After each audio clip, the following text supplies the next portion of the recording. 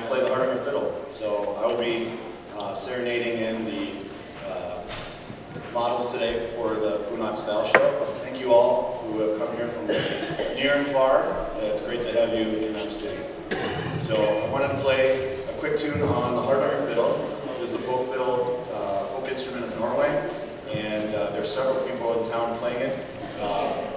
There's a young man with the Norwegian dancers who's very good. I encourage you to go see the dancers. I'm a former dancer, so he does a very good job as well. So if you have any questions about this afterwards, please come and see me. I'd be happy to answer any questions. You can come take a look at it. But for now, I'm going to play one tune, and then we'll welcome in models.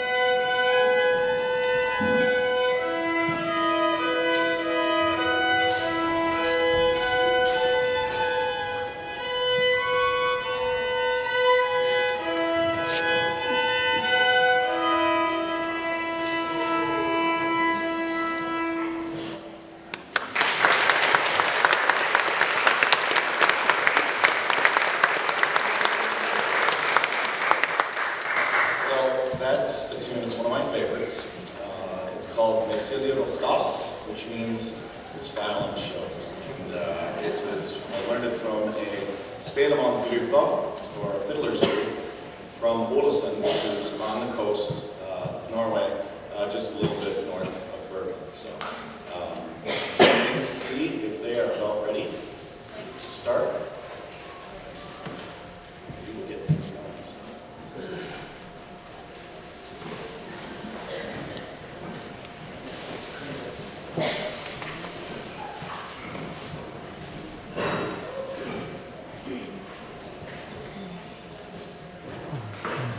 We have a moment until I get the high sound. I'm going to talk to you so it's less up. So this is the hardanger fiddle. If you've never seen one before, it's a fantastic instrument. It's beautiful.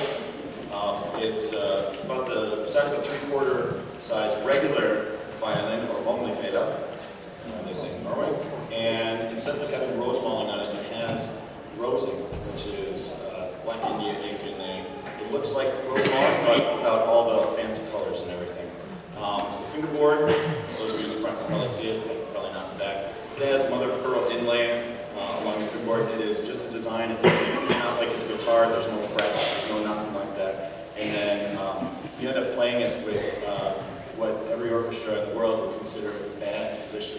You use a flat wrist instead of a one for doing like vibrato and everything. All your notes are relatively close.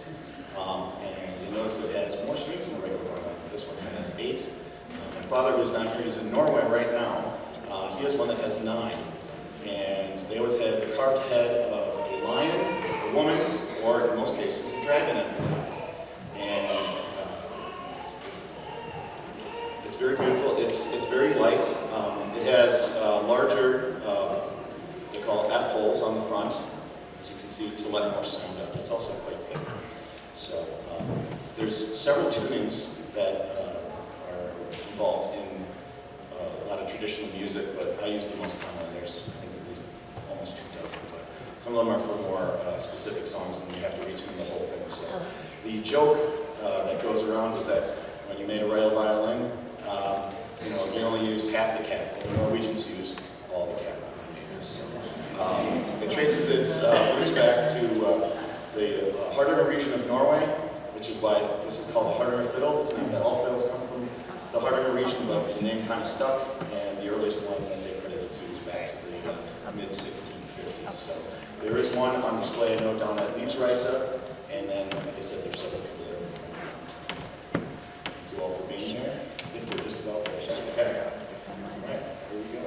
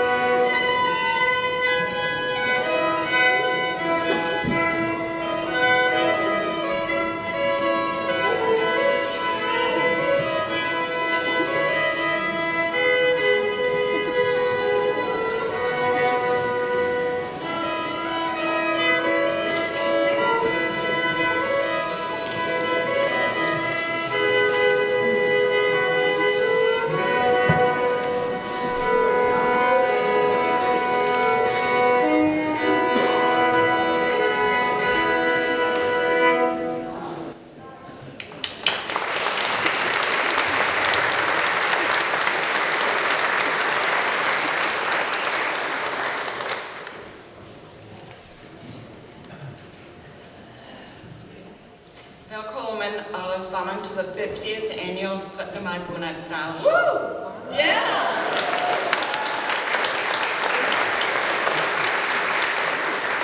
My name is Mark Listick, and joining me is my daughter, Sarah. 50 years of upholding the Bunad tradition in Stoughton is quite an accomplishment, and we ourselves did not build this legacy alone. We stand on the shoulders of all the organizers and the co-hosts who came before us. So the Bunad show had very humble beginnings, as a display of a few Bunads at a coffee log held each spring in the basement of First Lutheran Church here in Stoughton. So Marion Kibo, its founder, had already been teaching classes through MATC on Bunad making to interested women of the community. There's extra seats over here we reserved for you that came with Ruth. Ma'am, there's some extra seats over here. I just want you to have a seat as well. Over the past 50 years, 8 women have stood at this podium and shared the history of the Bunad movement, as well as telling the stories and history of the dresses and their importance to families who own them and how they get passed down from generation to generation. So again, we wouldn't be here celebrating this 50th anniversary without the creativity, the organization, and the commitment of these previous co-hosts. So before we get started, I wanted to extend my sincerest gratitude to those co-hosts that came before my mother and I. I got you. I'm such a dork. Okay. If you're able and comfortable, please stand up and say or raise your hand to be recognized. And I know it may be difficult for you in the audience, but please hold your applause until the end. First of all, I want to recognize Marion Kibo, who organized the first official show in 1971. It was held at the old Stoughton High School. She passed away in 1999. Her daughter, Barbara, who lives in Kansas, sends her regrets. She would like to be here, but she's unable to join us. Lois Pieper, who's sitting here in a red blouse, can raise her hand.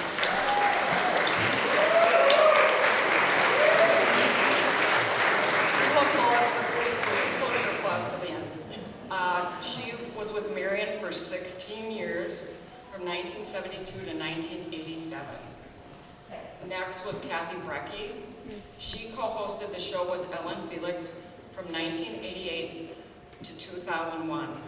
Kathy has also passed away and represented here by her daughter, Kirsten, and her husband, Olaf. He was a previous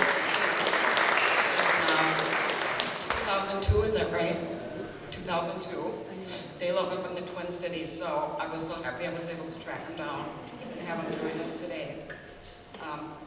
Quick note about Kirsten's Bunad. Her mother made 2 of these when she was getting over open heart surgery at the same time. So that's a pretty big accomplishment. So Ellen Felix, as I mentioned above, co-hosted the show with Kathy Brecky for 13 years, and after that with Marcia Siebold. Ellen sends her love. She is sitting home with a broken ankles and just didn't think she could make it today, but she really wanted to be here. And then we have Marcia Siebold, right there in the green Bunad. She co-hosted with her daughter.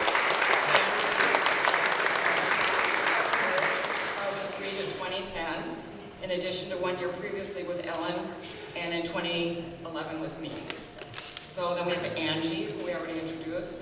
She co-hosted with Ellen in 2003 and co-hosted with her mother until 2010. So she actually took over from Ellen Felix in Correct. 2003, and then she co-hosted with her mother, Marcia, until 2010.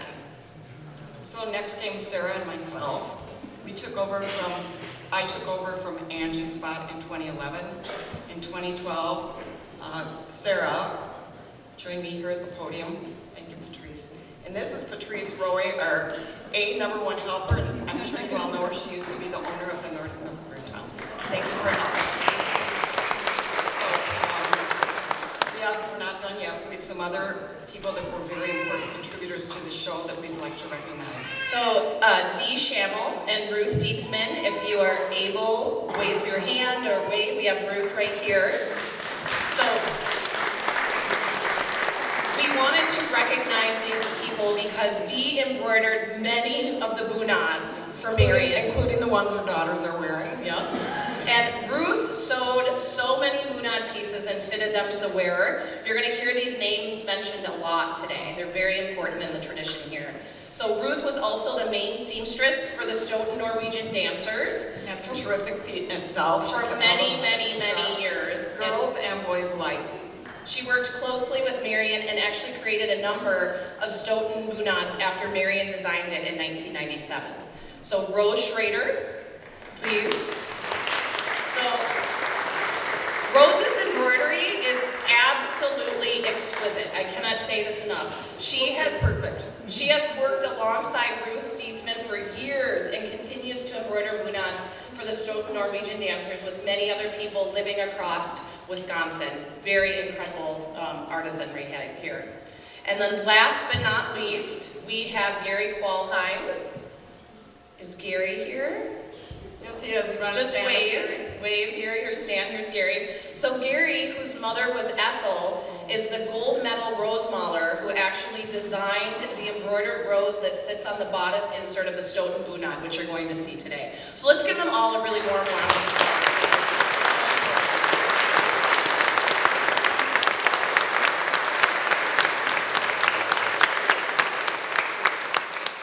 All right, so let's get things started, right? Did we miss somebody? Nope, that rose is for Lois. Yeah. Okay, all right. So let's get things started. So today, we are going to give you a basic overview of the traditional costumes or bunads from a variety of the regions of Norway. We're going to begin our costume journey today around country's capital, Oslo, and end our journey in northern Norway, which is around the Arctic Circle. So Norway is divided into 5 major regions: Nord-Norge, Trøndelag, Vestlandet, Ostlanda, and Sørlandet. These regions are further broken down into counties, and if you got here early enough, you got a map of the counties to help you follow along as we go. Today, we will present the bunads to you grouped by the region and the county. So what is a bunad? A bunad is a range of traditional rural clothes as well as modern 20th century folk costumes. The designs are typically elaborate, with embroidery, scarves, shawls, and handmade silver or gold jewelry known as solja. There are bunads for both men and women. So the bunad movement itself has its roots in the 19th century national romanticism, which revived an interest for the traditional folk costumes. So in Norway, it is common to wear bunads at various celebrations, such as folk dances, weddings, baptisms, confirmations, and especially Syttende celebrations. It's also accepted as proper gala attire. So the bunad tradition here in Stoughton, as we mentioned before, was brought to life by Marion Keeble. So you're going to hear us mention her several times throughout today's show as she organized classes and taught the art of bunad making here in Stoughton, as we mentioned earlier, in the early 1970s. So there's only one way to kick off a bunad style show in Stoughton, and that is with our Syttende royalty. So please welcome them to the stage.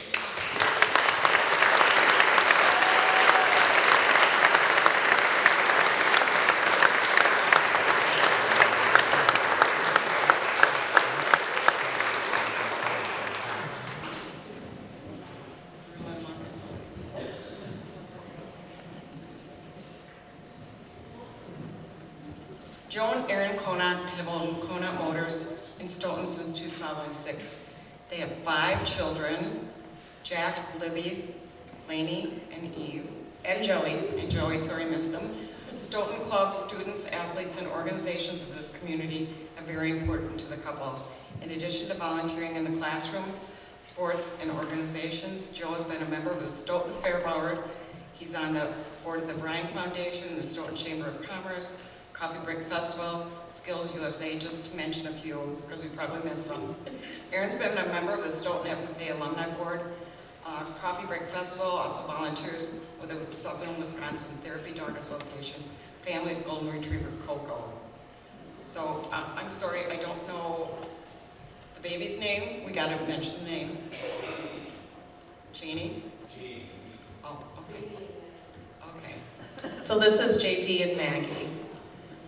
And they're all They are Joe and Aaron's grandchildren. Yes. Okay. So Erin, Queen Erin here, is actually wearing the West Telemark Bunad. It is a redesign of the folk costume from the first part of the 19th century. This Bunad features a V-shaped back, so I'm going to have you turn around, Erin, and a narrow woven belt that goes around the waist twice, and then ties in the front with fringed ends. Perfect. This bunad is unusual as its embroidery, so the version Erin's wearing is very special because it has several shades of red. You don't see this, it's a special one. So Mom, you want to talk a little bit about King Joe here? Joe is wearing a custom-made men's West Telemark Bunad. No, you can't buy for Joe off the rack, so it is custom. Special features of this Bunad include 50 vintage buttons that were sourced from a museum in Norway. And I happen to know the person that he had doing the sewing, and she's got connections you won't believe. But they went to the basement of the museum and they found 50 vintage buttons. And the rest of the Conant family are wearing different variations of what are called festrocks. So these are garments that really honor the Bunad tradition, but in order to be formally called a Bunad, you have to go through the Bunad committee, and they have to approve it. But these are very common and are very beautiful and feature embroidery and really inspire the areas of Norway. So thank you so much to the royal family here. And then we will next talk about the Prince and the Princess.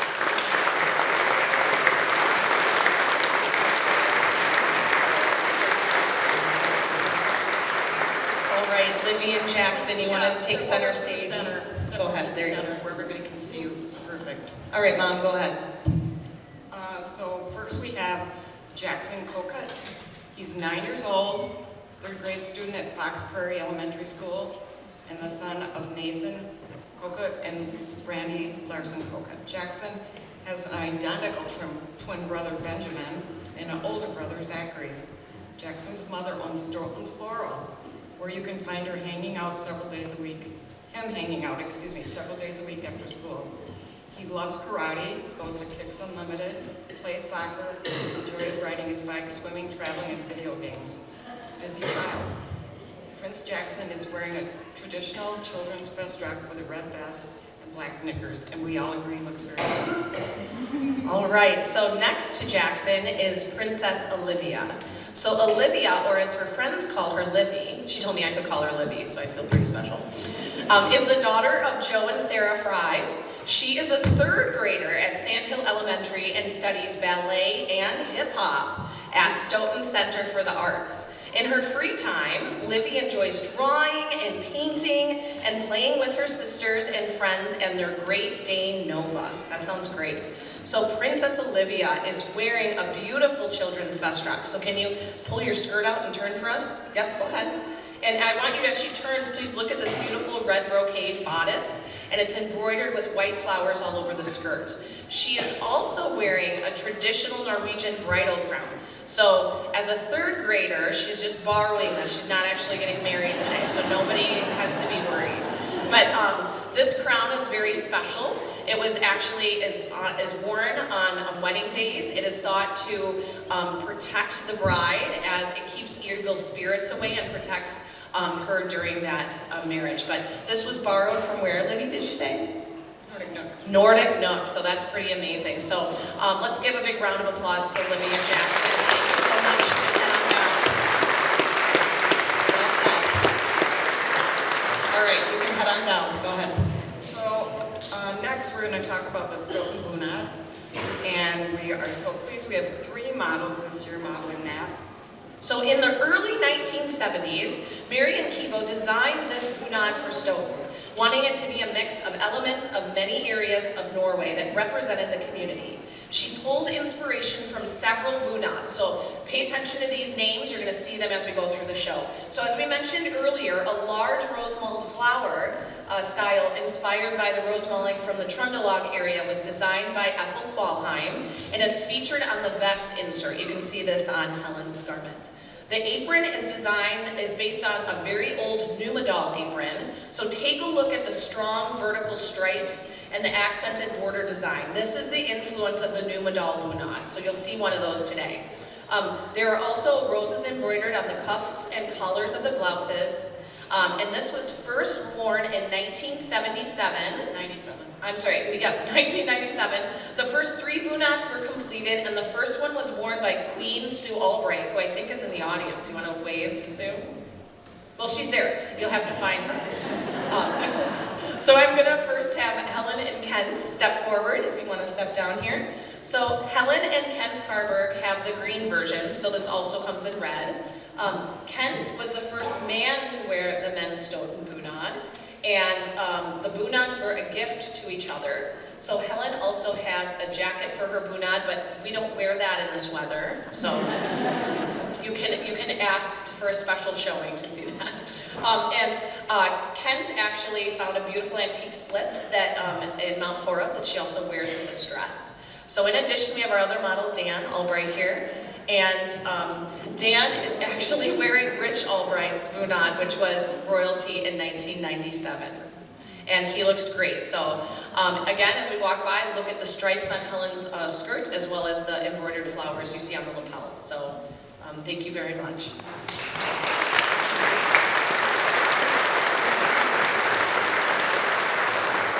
And now we have a real treat. We have Ellie Wells. She moved from Stoughton and is living in the Wausau area. And I'm never quite sure if she's going to make it, but she got here 15 minutes ago, so we added her to the show. So she is wearing the West Ogren Bunad. It was a gift to her from her grandmother in 1979. Then the Bunad was given to Ellie's mom. It's very special to Ellie and her family because of the tradition. The Bunad is really beautiful and unusual. It has unique details that make it beautiful. It has beautiful floral embroidery on the shawl and the skirt. And when she walks by, look at a little closer at the skirt. The skirt is not gathered. It is very teeny tiny pleating. You'll notice the bottom because it flares out. And it's not just wool, it's very heavy wool. The skirt stays on her. It's hung by short wool suspenders, for lack of a better term, on the front and the center back.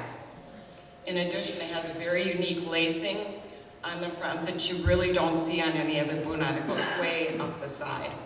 So we really thank Ellie for making the trip, and we heard that she just became a mother the third time, and a little girl, and they're all with us today, so thank you, Ellie.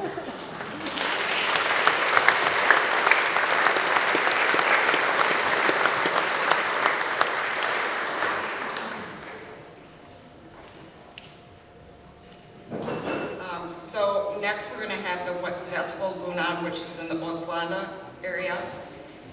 Efforts to develop a Vestfold costume began as early as the 1930s. The first one was completed in 1932. As the years passed, a number of versions appeared, influenced by fashion and availability of fabric. There's two different aprons for this Bunad, and this one here has no apron at all. Both the aprons were copied after antique aprons. Our model here is Nora Wallace. She is wearing her grandmother Diane Larson's Bunad. It's the blue version of the Vestfold Bunad with gold trim, which really makes it stand out. Diane made this Bunad from a kit that she ordered from Hyman Husflid in Oslo. Diane, along with 3 sisters-in-law, went to a Bunad class in Minnesota for 3 years to complete their garments. How about that for stick-to-itiveness? Diane shared that when she went to complete her belt, the teacher asked, "How big will you be in your lifetime?"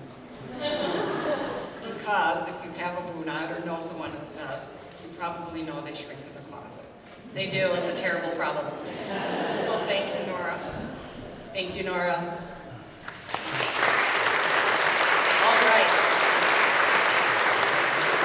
Next, we are going to welcome the West Telemark Bunads here to the stage. So, we are staying in the Uslanda region, but moving into the county of Telemark. So, a lively flowing rhythm pervades all the arts of the Telemark region. This district is known for its exquisite needlework and handicrafts, and the folk art of the Telemark Bunads are considered to be some of the most artistic of all, as the region is often reflected here in the Bunads. So first I'm going to talk about Kathleen Amelie. You want to take a couple steps down here, Kathleen? All right. So the Ameline family is from Trungen, Telemark, and Kathleen is excited to wear this Bunad to showcase her family's history. So she purchased this from a broker on eBay, And the broker purchased this bunad for her own daughter and kept it for many, many years before selling it to Kathleen. So one thing to note about what Kathleen has is she is carrying a copy of a 1900 Brudabar, which is used for rummegrut, that's what's here, and is actually tied by bands that she has woven herself. So she's also an incredible weaver. So thank you, Kathleen. Kathleen is also an incredible artist, and she comes to us from Washington, Iowa, so Yeah, thank you.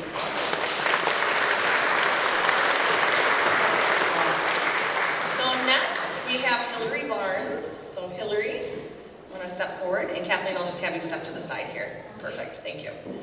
So Hillary is actually wearing a black vest with a stand-up collar. So this is my other daughter here, Ingrid. She is very into her other mother right now, so we're just going to go with it. The design was worn in the first half of the 1880s, and it has a vivid embroidery in shades of red, yellow, and orange, which are inspired by Telemark's rose mauling motifs. These motifs actually repeat 6 times on each side of the placket, and the lapels are rust, also embroidered, and the collar is piped in rust. So the vest can also be in dark navy blue. Hillary is wearing it in black here. She is also wearing knee breeches and hand-woven garters. So there's also a wool jacket piped in rust and green that can be worn with this costume. So this bunad was actually made by my mother for my father in the late 1980s. But he also had a problem with it shrinking in the closet, so it's been handed down to Hillary. So she makes it look great here. So Hillary is actually escorting Ingrid here. Ingrid is 4, and she is modeling a children's vestrock in Norwegian cotton fabric. So this is actually Ingrid's 3rd time modeling in the show. When Ingrid grows, her favorite foods are grated yellow cheese and raspberries. And when she grows up, she wants to drive an excavator and teach yoga. And I was like, that works out great, right? So that's what she wants to do. So thank you, Ingrid and Hillary.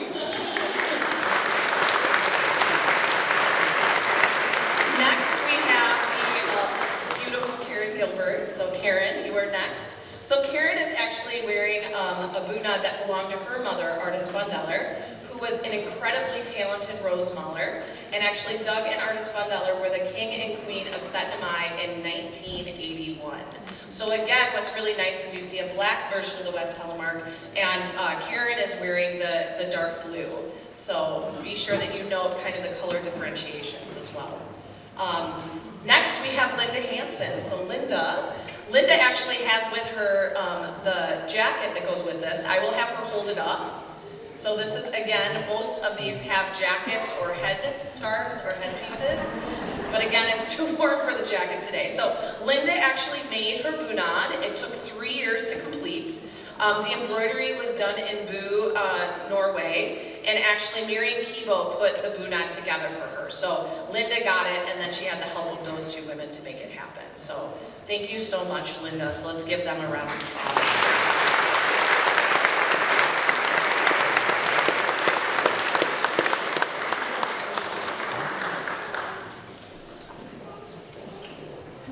So now we're going to talk about East Telemark.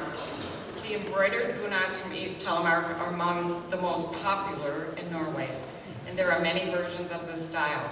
A common feature of the woman's bunad is a bodice and skirt made entirely of wool, just like the festive bunads developed in the early 1900s. It has magnificent wool embroidery. The styles were previously used on traditional folk costumes in the area and transferred onto the bodice, the skirt, and the apron. In order to prevent the use of modern handbags, the embroidered purse, which hangs from the waist, was added. This bunad was first produced in 1930, like I said, earlier versions, way back. And the embroidery design is from socks that were found in the region. This is also referred to as the red jacket bunad. Emily Doug did have it, but again, too long. Or the Queen's bunad, because this is the bunad that Queen Sonia wears. Around the waist is a wide woven tablet belt. It's very unique. You can get a chance to see it up close. And the jacket can also be made in green. The embroidery covers the front and the back if you want to turn around. Emily is wearing my bunad, and in fully embracing the traditions, as she'll be marrying my son this year. Woohoo, yeah!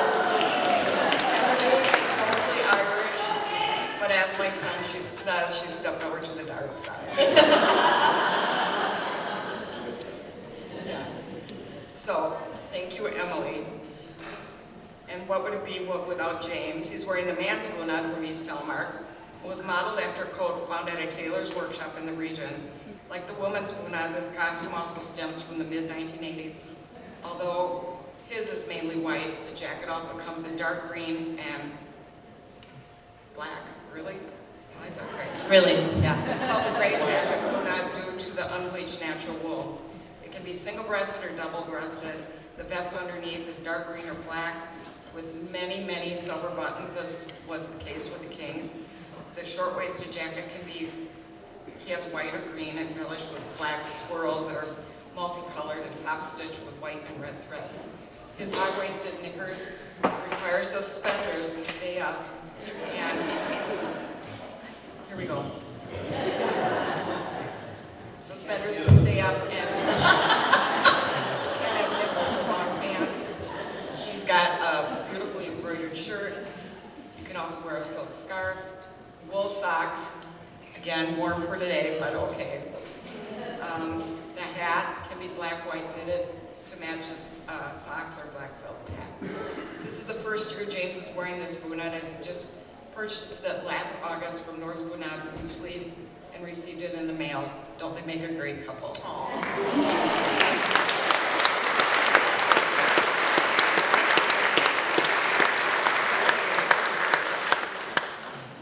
All right, we are going to welcome the Belt to Stoughton region here. So I'll have you ladies just immediately step down here to the lower floor, because I'm probably going to have you spin. I don't want you doing it up ahead. Please grab the railing. Thank you if needed. All right, so this Bunad is known as the sash costume of East Telemark. It has largely remained unchanged from the beginning of the 19th century. So this Bunad has a relatively short bodice, and which compared to the others in this region. The trim can come in several colors: gold, purple, blue, rust, pink, and red. And the skirt is wide and very closely gathered with a stiffened hem. Some old skirts have measured between 13 and 26 feet in width. There's a lot of fabric around these ladies' waists. They can be very heavy, and they weigh between 10 to 15 pounds. So the card woven belt is much wider than the East Telemark that you saw in Emily, and it is typically about 6 feet long. So the sash is wrapped around their waist about 2 to 2.5 times, so it's great for your figure, right? Perfect. So here's the fun part of the show. If y'all feel comfortable, I would really like to see if Breezy and Rose would mind doing a little twirl to show off these skirts. So I know it's pretty crazy. They're beautiful bell skirts. Thank you. Yes. Yeah. So our first model got stuck right. So when you see them folk dance, that's what they're made for, right? Show off the ladies' garments and let them spin, right? So Breezy here is, Diamond is our first model. She's wearing her late mother Margie Hansen's Bunad. So Rose and Ruth actually completed this in 2003 for Margie. And in 2016, the hairbands were added. So again, denotes married or single status. Usually if you're married, you cover your head, but the hairbands are too beautiful to not wear, so they're perfect and look beautiful on Breezy. So next we have Rose. So Rose Schrader is known for, again, her master embroidery skills. I said it before, but I'll say it again. If you want to see perfect embroidery, you look at Rose's work. That's how exquisite it is. So it was put together by Ruth Dietzman, and Rose herself embroidered it.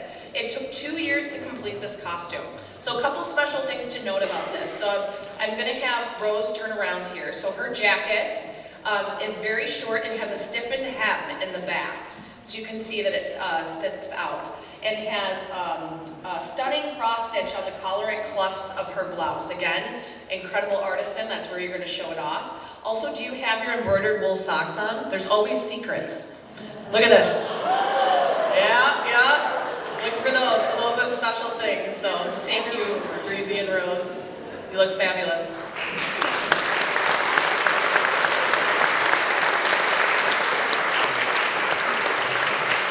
So we're staying in Ostland, but going to Loken.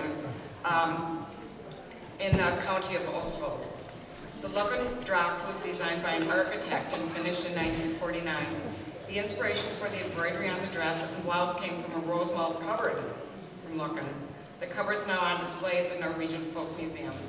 The garment has special roses, which is very unusual, bells, and ornamentation, which are also used in the jewelry for this Bunad. What makes the jewelry different is you'll see it's gold-plated silver, and the purse clasp is brass rather than silver. The Bunad itself can be made in either blue or black.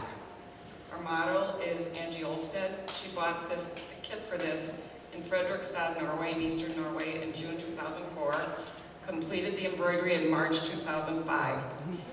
Here's another one Ruth put together, and her mother, Marcia Siebel, fitted it for her. So thank you, Angie, and she's so busy with dancers, she may have to run off. She looks beautiful. It's beautiful. All right. Next we have the Numedal Bunad. All right. So we are still in the region of Syttende, but moving into the county of Buskerud. So the design for the Numedal Bunad was first worn in 1938. So the fabric is black, wool gabardine, with a black silk apron and bonnet. There's also silk embroidery on the apron and accented with a velvet border. So as you look at Judy's apron, again, think about the Stoughton Bunad that you saw. You saw those same vertical lines that were echoed on there. So Judy is wearing a silver belt, which is called a wife belt. And the blouse has tiny pleats around the wrists and neck. And there is a cape that comes with this dress as well, and it has a bright red lining with that. Kat, maybe you want to escort her down the steps. She's good, she's got it. So Judy Taylor is our model. So Judy's grandmother emigrated from Numedal district in 1905, and she received this Bunad as a gift from her husband. He sent her measurements to her cousin in Norway and surprised her with this Bunad in 1995. So everyone, for Mother's Day, I'm talking to you. Take some notes. It's a good idea. So thank you so much, Judy.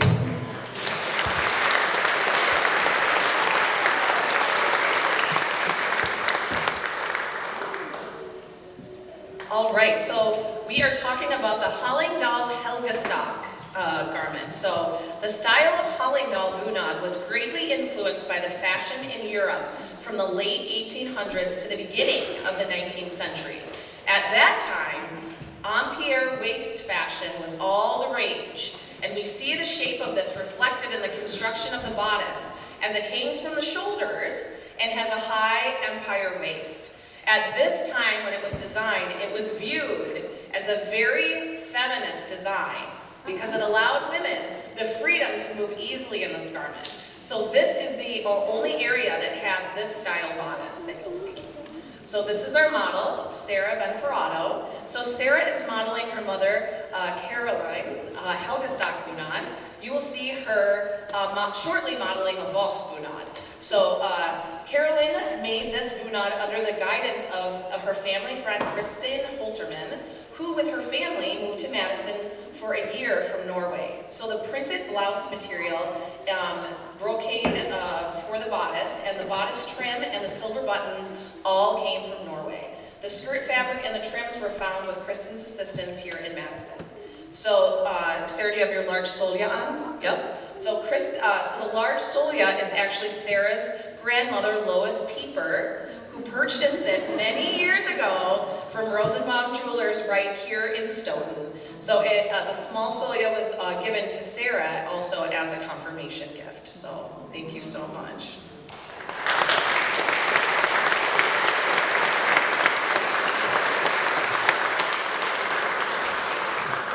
So staying in Hallingdal, we have Sarah wearing the kyrkjestock, in other words, church bunad.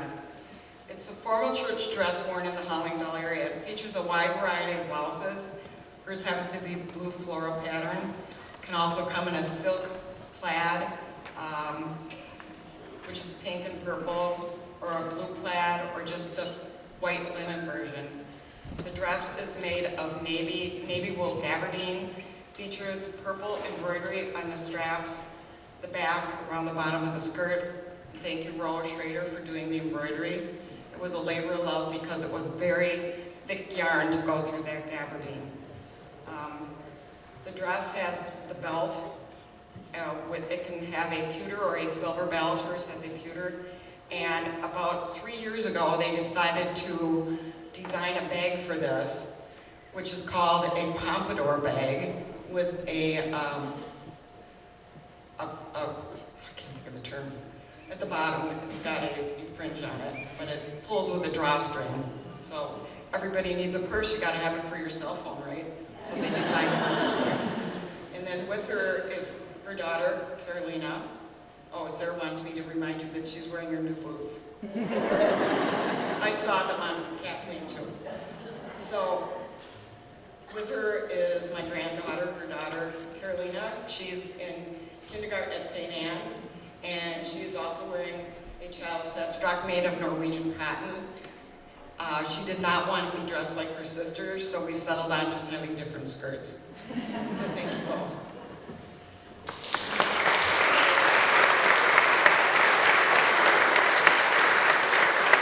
All right, I'm going to have my mom step out from the podium here. So my mother is wearing a Hallingdal Rutestock Bunad. So the Rutestock Bunad is from Ol and Hol in Hallingdal. So this garment is used for both weekdays and weekends. It was often the fabric that determined the use of the garment. So there's several varieties of the embroidery that you can choose from.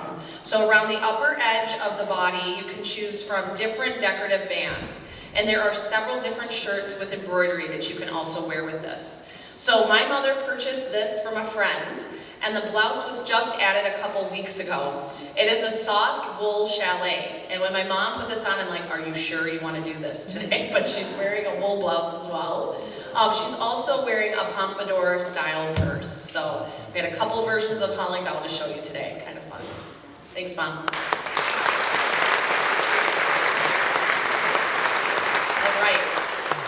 We are still in the region of Syttende, but moving into the county of Akershus. We are pleased to have a model with us, Andy Yortland, who is modeling for the first time in the show today. She is wearing a Romerike Bunad, and she bought her Bunad secondhand. It was made in Norway. So the woman's vest Bunad from Romerike, it comes in 3 colors: blue, red, as you see here, and green. The golden embroidery happens to stem from an ornate pattern found on a horse blanket. So I know, right? You find your inspiration where you can. Each bunad is closed by 3 clasps on the bunad and hooks, which are oxidized silver or gold plated.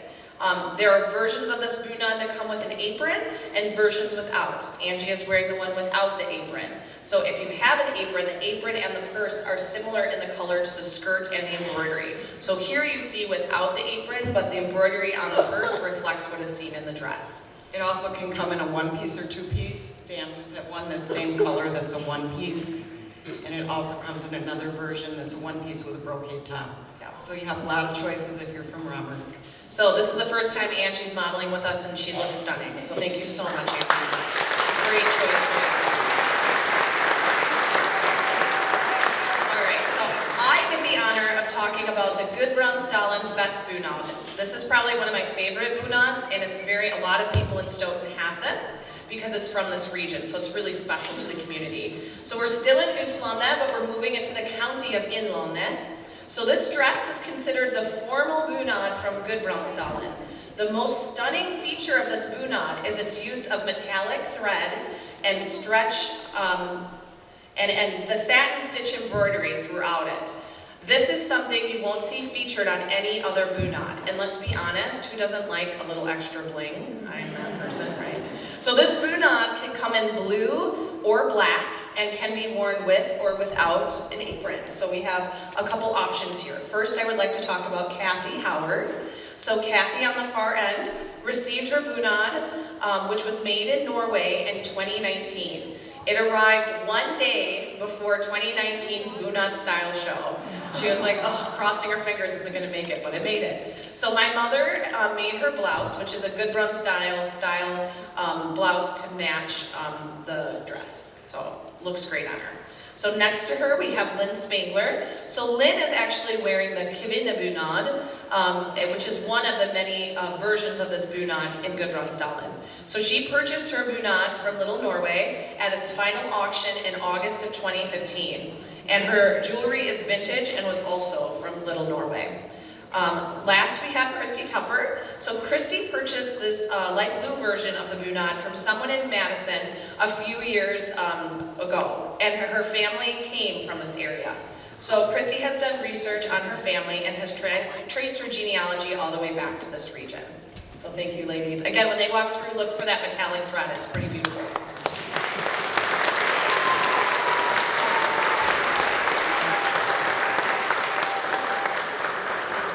Is also wearing the bonnet, and in Norway, the younger girls do not like bonnets, so they have gone to wearing matching headbands that'll have a bit of the embroidery from their Bunad on. And you'll see one of those in a little bit here from our Bergen Bunad.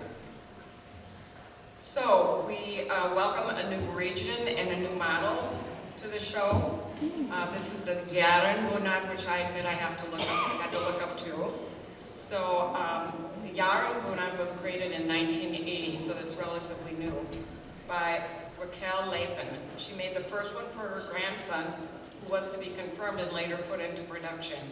The first one was made in white, like you see, but it's also made in blue and kind of almost a forest green. The embroidery is very different. It has rowan berries on it, takes it from the fauna of the area. Heather, birds, and clouds. It also features, as you see, a multicolored woven belt, which is extremely unusual. And she has a very nice cap, so she's staying with tradition. So Julie Shearstead is our model. She has a white version. Talk about stick-to-itivity. She bought this in a kit in 1996 from Olsen's Husfliden Baronet, which no longer exists. She put it away because she took off for the state of Alaska and was there in Montana for quite a while. She's now back in the area and decided it was time to get her Bunad put together. Rose Schrader was kind enough to do her embroidery, and Mary Stewart, who was a seamstress in Cambridge, put it together for her. So thank you, Julie. Yeah, as she walks by, look at the embroidery on the skirt. It's like nothing you'll see. It's gorgeous. Thank you so much, Julie, for sharing it with us. I love her shawl too. The shawl is beautiful. All right, we are going to talk about the Marie Owen Bunad. So we are in Östlandet still. So the Marie Owen Bunad was created for the Österdalen Valley in 1949. The inspiration for the embroidery came from rose mauling, or rose painting, found in that area. It is edged with green embroidered trim, and the green version of this Bunad is edged in black. The apron on the black version is black with red and green stripes and squares, while the green version features a black silk apron with wool embroidery. Our amazing models are Donna and Roger Stranley. Lifelong Stoughton residents, Roger and Donna Stranley are both full-blooded Norwegians. They learned, Ekte Norsk, we love that. They learned this for themselves a few years ago when on their first trip to Norway, they discovered their grandparents' homesteads were just a few miles apart. They were destined. I love that. Stranley actually means, gotta watch that, I got my back to my Stranley means hill on the beach, and the homestead is on a hill overlooking the shores of Lake Mjøsa. Donna is in the black bodice version of this Bunad. It is also available, as I mentioned earlier, in the green. Roger is actually wearing the Nord Hordaland Bunad from the Vestlandet region, located in the western part of the country. So the vest is red wool with a stand-up collar and green recessed front piece to give the illusion that he's wearing two vests. It's really just one. He has great modeling moves, so wait till we keep going, he's not done. The collar and the neck are trimmed in green wool, and it features 32 to 34 silver buttons, depending on the individual fit of the vest. The jacket is black wool with a raised collar and is edged with green on the pocket flaps, edges, and cuffs. The jacket is double-breasted with 12 large and 4 small silver buttons and should never be worn closed, so it's meant to be worn open. He is not wearing the bunad from his ancestors' origin because he wanted to honor the Stoughton Norwegian dancers, as this is the bunad worn by the male dancers. So, I know. Thank you. He's got some moves too. He likes to polka. So. Thank you. Tana and Roger. Roger's going to stay with me for the rest of the show.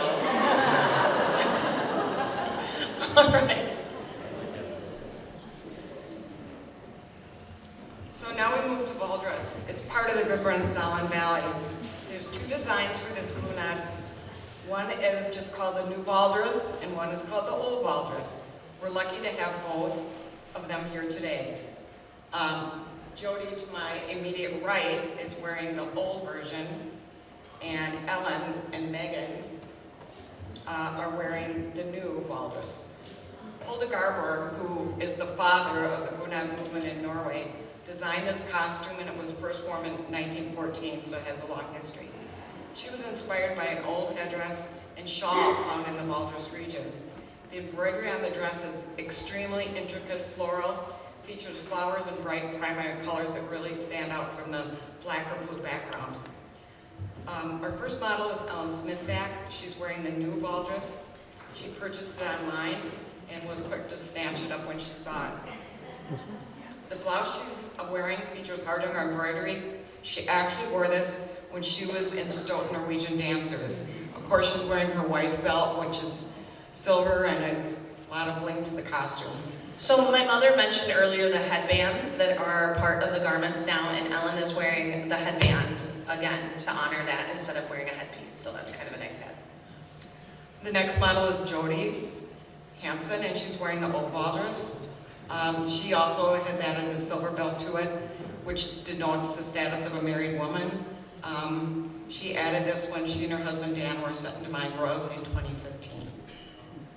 So last but not least comes Dan. We can't go on without Dan. The man's Valders bunad features the double-breasted vest with 6 pairs of silver buttons. You can have several different plaids in this bunad. He chose this one with the red.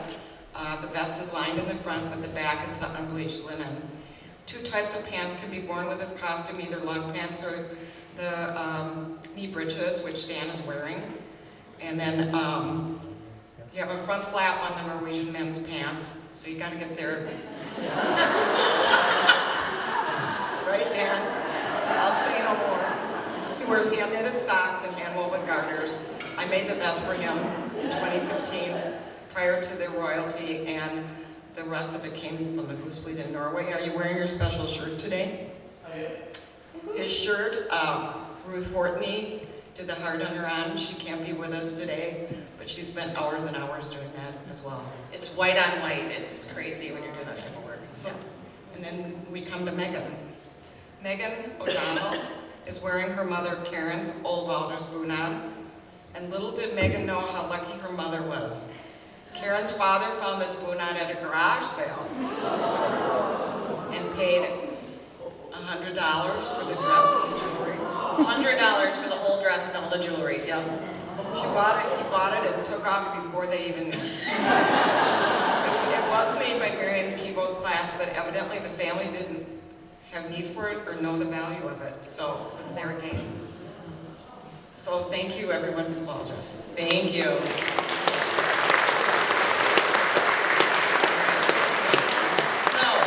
We are going to talk about the Gammel Graffer bunad. So this bunad's embroidery is based on an old skirt from the 1700s found on the Graffer farm in Lom. The design was finished in 1930 and was one of the most popular bunads worn in Norway at that time. In 1952, additional research on this garment was done, and the embroidered bodice was then changed to a brocade top, which is now seen newer versions of this bunad. Oftentimes it's a red brocade top. So this is our model Sherry Like. So Sherry inherited this bunad from her grandmother, Adeline Tigan, who made this bunad in Marion's class in the early 1970s. So Adeline's family was from this area, and the jewelry has also been passed down from her grandmother. So Sherry is like my supermodel, I always say, for the Bunad Style Show. How many years have you been modeling? Forever. Forever. But she just looks so fabulous in this dress. It doesn't feel like a show without her, so I'm just so glad I love the colors, they're so bright, like the date was made. Thank you, Sherry. Thank you, Sherry.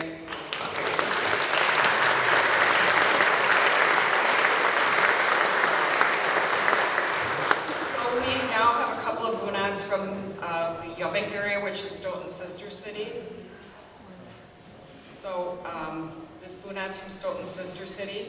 The committee that designed the Yuvik bunad was formed in 1937, so it's relatively new. The embroidery on it was a design from Hyman, the big bunad store in Oslo, and taken from the design on sled pillows. So quite often they're taken from a historic textile. The embroidery thread is ecru, not white, and it has many, many French knots on it. One special thing about this bunad is the bodice design. The back, turn around ladies, the back of it kind of has a V that comes out. It's another bunad that has very unique to itself. So the first model is Mary Ansager. Mary was key with helping with the pattern. Rose Schrader did the embroidery. And it's another one that Rose Dietzman down here put together for her in 1997. The second model is Stephanie Campbell. Her family's from this area of Norway. She bought the vest first from a broker, but she needed a skirt. So I ordered a skirt kit for her, and Rose Schrader embroidered that. Stephanie worked with me at the Norwegian Heritage Center, but since has moved to Lone Rock. So it's another one we pull back every year, and we're glad she's here. Thank you both. Thank you, ladies.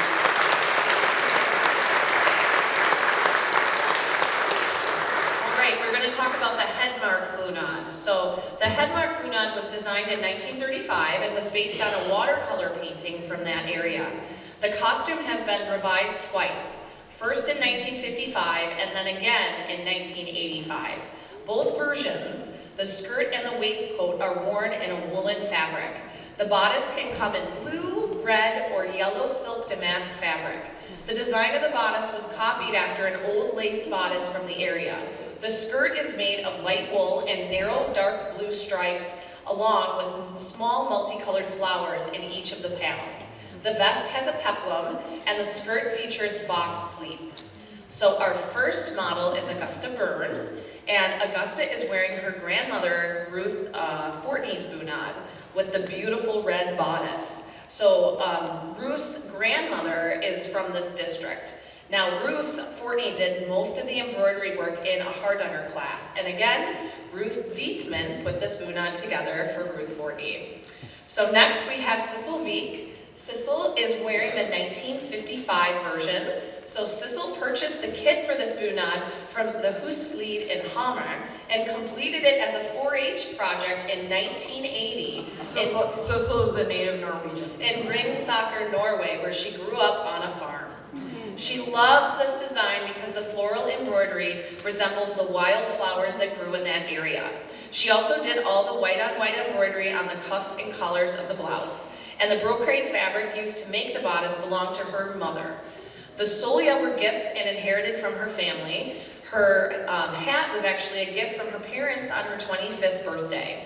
The hat is made of silk brocade with silver lace trim and is meant to signify that of a married woman. So Sissel is accompanied by her granddaughter Willow. So Willow is 4 and she is full of life. She loves to dance and sing and play at the playground.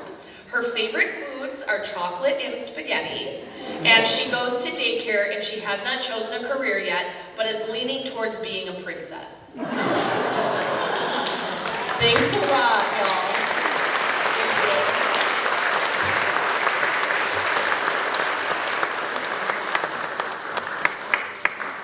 So now we're going to talk about the Sunnmøre bunad from Vestlandet. It's in the county of Møre og Romsdal. The Sunnmøre bunad was inspired by previous regional textiles. In this case, an apron from the Yara Guard or farm. These are actually 10 Bunad variants of the Sunmore. We have one at the Heritage Center, whose designs started percolating in the early 1900s. This Bunad style was given as a wedding gift to Crown Princess Martha of Norway in 1939. So it was dubbed the Martha Bunad, it's also called that, which led to an increasing popularity of this Bunad. The Bunad could also be worn with a wool bonnet cap, the same color as the skirt, or white headscarf, fastened with a wide black bow. The scarf's embroidery is colorful for an unmarried woman and black for a married woman. A less subtle hint to discern someone's relationship is the status of red stockings meaning unmarried and black meaning married. They're black, everyone, I know. She looks great in her Bunad, but she's got black stockings. Our first model is Kirsten Albright, living up in the Twin Cities. She joins the show for the first time. Woohoo! Her Bunad was made by her late mother, Kathy Brecky, who completed it in 1987, as we mentioned, while recovering from open heart surgery. And with her is her father, Olaf Brecky, and when they became king and queen, besides her making the Bunads, she fashioned his Bunad because she was a home ec teacher, correct me? Yeah. She could do anything, and she fashioned this Bunad as well. One thing to note on Olaf's Bunad is his beautiful hand-woven red and white socks. Again, when you have great calves, you wear the knee breeches and you show them off. So they look great. So thank you so much. It's such a delight to have Kirsten and Olaf here.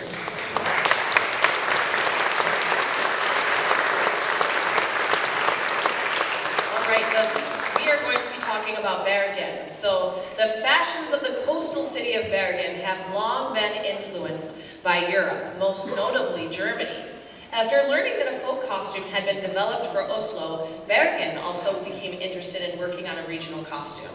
The festive Bunad was completed in 1956. So if you have ever been to Bergen, you know it rains a lot. Is this true, Emily? Does it rain a lot? Yep. There are also umbrellas in the jewelry, so you'll see that. I think it's reflective of that climate. And the bodice is also embroidered on the front and back. So a silver chain is laced through 3 eyelets on either side of the bodice front. So this is our model, Emily Foss. Now, Emily received this Bunad as a confirmation gift, and this is your second Syttende wearing it? Yes. So she is the daughter of one of the reps of King Oscar, our sponsor for the Stoughton Syttende. I received a phone call as I was putting my daughters to bed on Thursday night, and they're like, she would like to model, and I was like, step on up. So she's also wearing, again, the headband that we had mentioned. So let's give her a warm welcome. We're so excited to have her.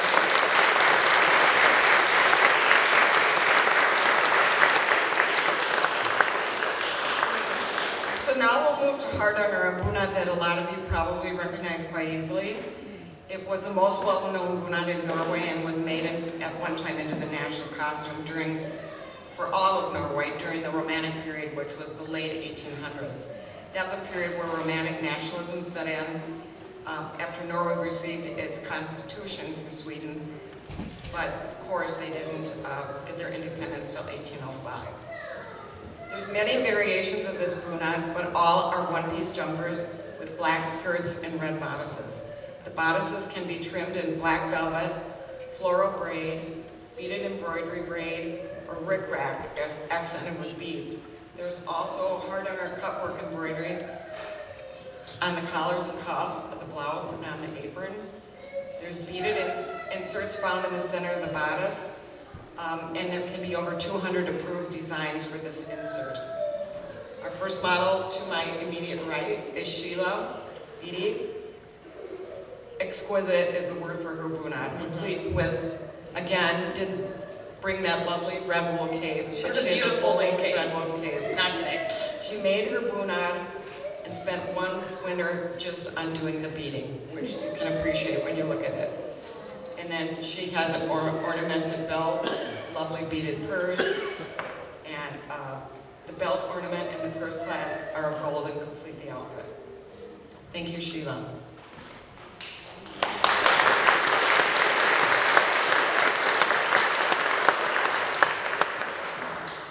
So the next model is Kirsten Clausen. She's wearing her mother's bunad, which is made by her grandmother, who immigrated with her parents and younger siblings to Beloit, to the Beloit area in 1901. She was only 18 at that time, working in a boarding house. She met her grandfather, who was a Danish blacksmith who had just come back from the San Francisco earthquake. In 1953, they went back to Norway. While in Norway, her grandmother bought the beautiful beaded breastplate for the vest, beaded belt, and hardanger lace for the apron and her cap. She's also wearing her grandmother's solia. So, probably 3 years ago, with the help of her good friend Carolyn Benferrato, they got this bunad back to life by making a new skirt, along with adding the apron insert, using the original hardanger lace. So they brought her bunad back to life, and we love it. Thank you. All right, so Kristen, I'm actually going to stop you 1 second here. I'm pulling one. So before, we're going to talk about the Vos bunad first, but I'm going to point out the differences in the neckline, and I think it's really helpful to have a hardanger to compare to. So I'm going to have you ladies turn around here. So, like I said, the difference between this and the hardanger costume, so Kristen, I'll have you turn around too, are the exaggerated cuts in the armholes. So as you notice, hers is more straight, and here these are more dipped in. So I'll have you ladies turn around. Thank you, Kristen. You can go now. I just think that's helpful as a comparison. So we're talking about the Vos bunad. So there have been a few changes to this festive costume for Vos. Married women have black embroidery stitching on the blouse, and the silver belt and neck chain can be used only by married women. The bodice insert pattern on this bunad is either in the shape of a star or a heart and is beaded or cross-stitched. Green wool trims out the neckline and hemline. It has green around the bottom and a metallic lace that you see in the armholes as well. So our first model is Carolyn Benferrato. So Carolyn is wearing her mother Lois Pieper's bunad. So Mary and Kibo made this dress and Mrs. Hovey embroidered it. She is also wearing a wife belt, which designates her status as a married woman. She is also wearing her great-great-grandmother's solia. Some versions of this costume do not have a purse, but Carolyn is also wearing a kunscout on her head. So this signifies she is a married woman, and it took her 20 months without interruptions to complete the intricate black cross-stitch embroidery on it called svartsoln. So Carolyn wants to give special thanks to Laura Ann at the Vesterheim Museum for the artifact help and the written resources, and Karen Rebholz for the on-site research in Vos that she did to wear the scout with a modern hair. So the original style of never cut hair was actually braided on both sides to hold the scout up and wound into knobs to hold the piece in the end. So we cut our hair now, so we had to find new ways to do that. So really something special about her bunad. So next to her is Kathleen Cole. So Kathleen's bunad was made by Elaine Holm of Stoughton, and she purchased it about 6 years ago. We are really excited to have her here because this is actually her first time modeling in the show. She has exquisite solia when she walks by with the gold spoon, so be sure that you look at that. So thank you so much.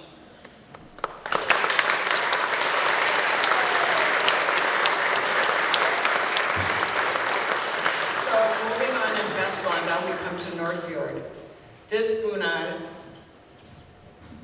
wait till she gets up. This bunad was designed by Mina Rai in 1927. The present bunad has a few slight alterations since the original design was made back at that time. In the past, black, blue, green, or red bodices were worn, but today only black and green are used. It's a one-piece jumper having geometric embroidery, which every single one you have seen, well, up to now, has had floral or swirly embroidery. This is strictly geometric. The apron can either be embroidered or woven. It has a notched bodice and braid placed on the seams. The jewelry for this bunad was designed a little later on in the 1980s. So our first model, to my immediate right, is Deborah Carter. Deborah's bunad was originally purchased in Norway as an anniversary gift to the original owner. The skirt is finely pleated. There's a black cape that's lined with green and black satin hat. And as a gift, I guess she just didn't like it, correct? Didn't like her Bunad? Oh, she was moving to Florida, okay. I guess we'll let her off on that. Yeah, no use for Bunad in Florida. And she also has a cape, which, she at least brought it. Oh, you did have it on. Yeah. She wore the cape for 30 seconds, just to show you. And she has this very unique satin hat trimmed in white lace. I'm proud to wear it. Right? So, we don't have Carol Mason. Okay, skip her. So our second model is Karen Haugen. Her beautiful Bunad belonged to her mother-in-law, Dorothy Haugen. And I believe Dorothy made it. Is that correct? Dorothy did make it in Marion's class, including that beautiful embroidery on it. So she's excited today to wear for our anniversary show. We missed her the last couple of years, but she's back. So thank you both. All right, we are going to talk about the Syttende Bunad. So the Syttende Bunad was designed by Anna Kundesen in 1920 and was inspired by an antique costume from the last part of the 18th century. This Bunad is a one-piece jumper. The brocade bodice comes in a variety of colors: blue, black, rose, moss green, and black. Surrounding the bottom of the skirt is an applique border in either red or green. And the design around the bottom of the skirt is called Snow on the Mountains and Sunset on the Fjords. Unmarried women wear a black velvet belt with a metal buckle, while married women wear a belt with silver ornaments. Our first models here are Jody and Bob Kuhn. So Jody and Bob were set in my royalty in 2018. Jody is wearing the Bunad in the blue, with the blue bodice, and Jody's apron is a beautiful blue satin silk. Other hand-woven aprons can also be worn with this Bunad. Her blouse is made of white or linen and has white cutout work on it. A blouse with black cross stitch can also be used for this Bunad, and you may also see a green silk shirt worn over the white linen Bunad, which denotes her status again as a married woman. So Bob is wearing a traditional Syttende vest. It features a red double-breasted design and is trimmed in black and features many silver buttons down the front. He is wearing black wool knickers and hand-woven socks and garters. Yes, showing off the legs, I like that. Sylvia purchased a Bunad kit from Marion Kibo about 28 years ago and worked on and off over it for years and finished it about 12 years ago. So her black belt was added in 2016. So thank you very much.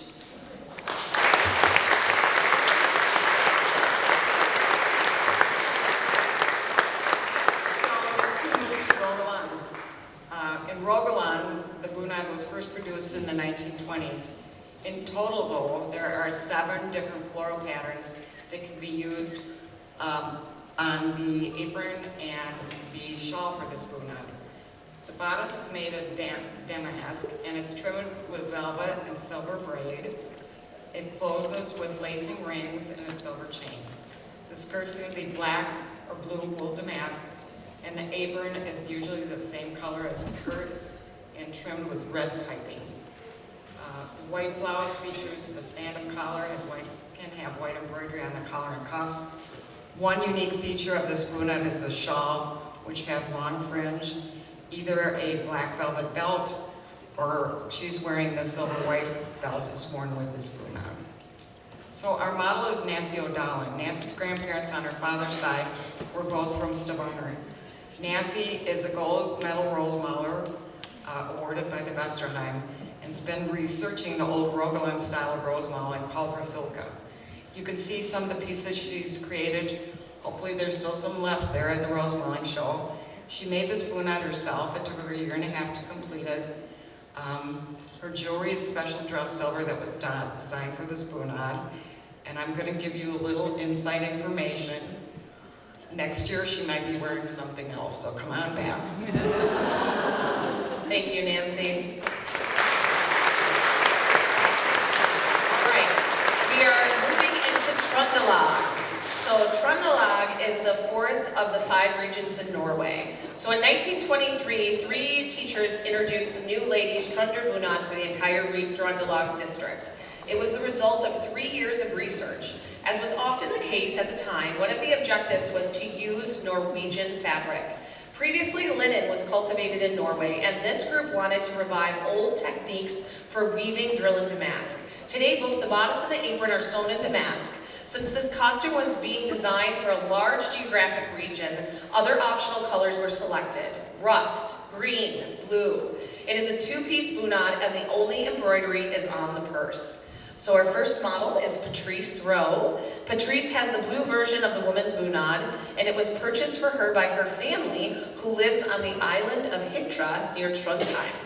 Our second model is Roger Hansen. So the bunad was designed for the first part of the 1950s and was the last homemade costume design before ready-made clothing came into use. So Roger was visiting these relatives in 1995, and his cousin took him to a bunad seamstress to be measured. He received his bunad about a year later. So this is a heavy woolen outfit. Is it, Roger? Oh yeah, heavy woolen outfit, we want to emphasize that, with a lot of incredibly decorative embroidery and buttons on the vest and jacket. He also sports a bunad kniv as part of it. He doesn't have it on, but you see that a lot on many of the bunads. So, next model is Sarah Tupper. So Sarah's mother purchased this bunad for her from a member of the Sons of Norway Mant Lodge. So my mother tailored the bunad for Sarah and made a new bodice and blouse for her in 2020. Please note Sarah's incredibly beautiful embroidered shawl. That is very specific and special to this Trøndelag bunad. So let's give them a round of applause. Thank you.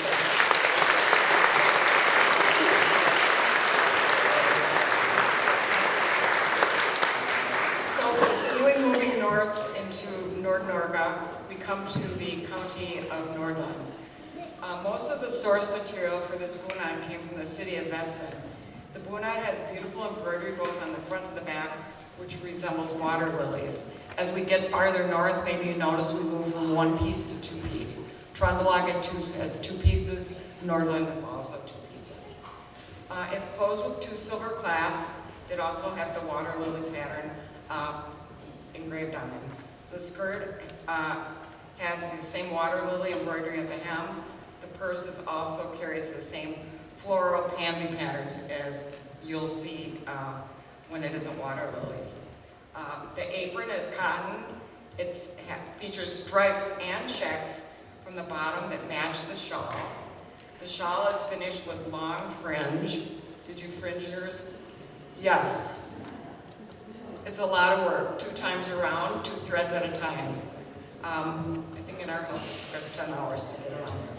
It's worn folded over the shoulders, and the corners are fastened under the front neckline. You can wear a silver bonnet. Again, they are wearing headbands with this. The old-fashioned bonnet with a high crown trimmed with white lace. So we don't see that here, so Marcia's not wearing it. Marcia had made her bunad Marion's Kibo's class. She chose it because she liked the green. This also comes in blue if you live near the water, but Marcia chose the green. After completion, she discovered her family was from Gudbrandsdalen and Telemark, but she keeps wearing this because she loves it. It took her 1 year to complete it. She wore it for the first time in 1976, and she has a cape that has the gold inside.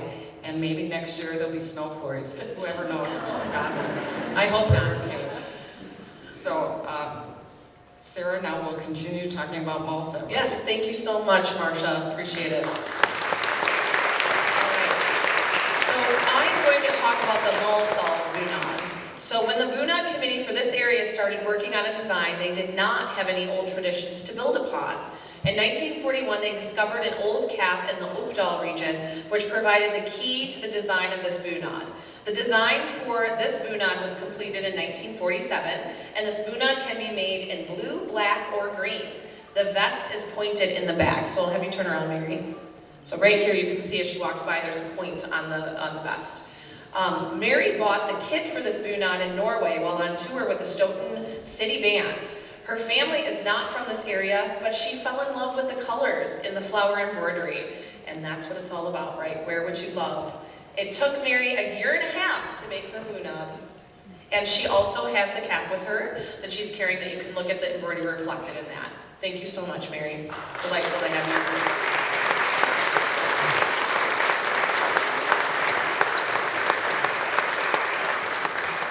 So we finally come to the end. We've made our trip all the way from southern to northern Norway. So thank you for joining us today. One thing in deference to the church who has let us use this space forever is please take everything that belongs to you, any maps that you had, so they can have it for church service tomorrow. First Lutheran, as I said, has been kind enough to let us use this facility, and we appreciate your efforts to leave the pews the way you found them. Special thanks to, again, our helper, Patrice, our fiddler, James, Pastor Lehman for the use of the church, and to Stoughton Cable in the back, who's been filming for us. Thank you.